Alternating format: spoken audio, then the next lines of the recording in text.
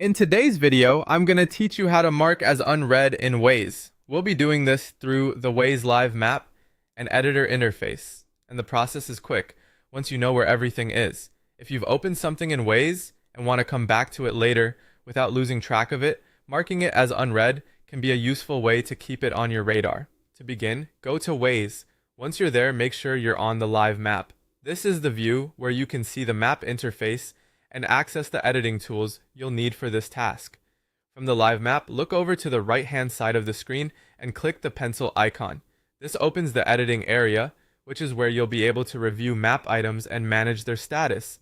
If the editor takes a moment to load, that's completely normal, so just give it a second.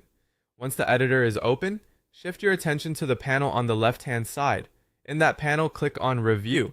This section is where Waze groups items that may need attention, follow-up, or further checking, so it's the right place to work from if you're trying to manage something as unread. Next, move to the upper panel and select the area or category where you want to mark something as unread. Take a moment here to make sure you're choosing the correct item or location.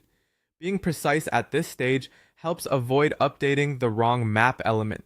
After that, click on the location itself. When you do, a pop-up panel will appear on the right-hand side of the screen. This panel gives you more details and controls related to that selected location. If you don't see it immediately, just make sure you click directly on the correct map item. Now, in that right side pop-up, look for the envelope icon and click on it. This is the control used to change the read status. Once you select it, the item will be marked as unread.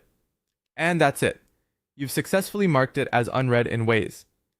As a quick tip, if you're working with several locations, it helps to double check the right side panel before clicking the envelope icon so you know you're updating the correct one.